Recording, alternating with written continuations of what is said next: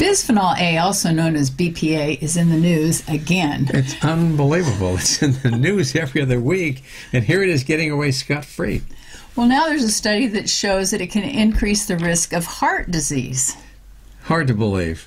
It just does so many things. First of all, let's look at bisphenol A. What does it actually do?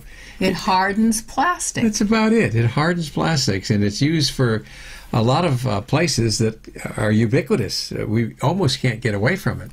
We're breathing it. It's in us. It's around us. It's on us. It's in our, what we drink, the water we drink. It's in our baby bottles. It's in dental sealants. It's in all kinds of things. It's everywhere. When you measure levels of BPA in people, it's almost ubiquitous, meaning nearly everybody is polluted by this substance. And our babies, because it's in our baby bottles.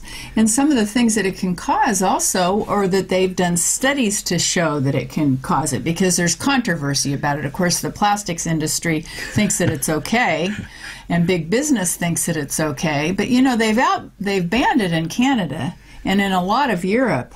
Well, when you think about how much is made, it's like 8 billion pounds a year, billion pounds a year, and you wonder why it's all over the place. Over 10 years, that's 80 billion pounds of the stuff. It's everywhere. Well, it's estrogenic, which means it can increase the risk of cancers, certain types of cancers. And some congenital defects. It's an endocrine disruptor. It can cause neurological problems. It can cause developmental problems in our babies and in their brains.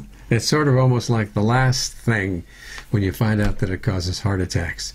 We'll probably find out it does a lot of other things because it actually increases oxidative stress and it causes inflammation. And that's probably why it's being banned in some countries. They're getting the idea that this is really bad stuff. It's a little bit like the phthalates. And phthalates, contrary to BPA, is something that softens plastic. And we use that in our ICUs and use it in plastic bags, in the hospital.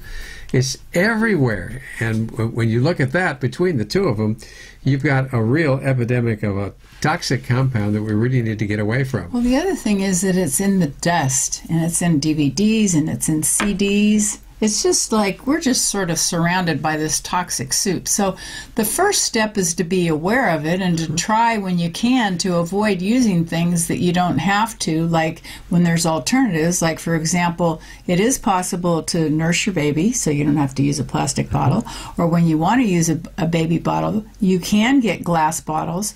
You don't have to drink water out of plastic bottles. You don't have to store your food in plastic. It's amazing. We see everybody wanting to drink healthy water, and they're carrying around these plastic bottles, particularly in hot weather, where, of course, the BPA comes out a lot faster. And people reusing it, and that makes it worse also.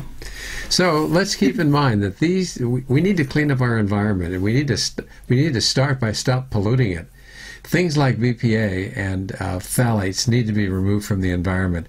If you're in doubt, don't. And I think that's where we should leave this topic. Just don't. Yeah.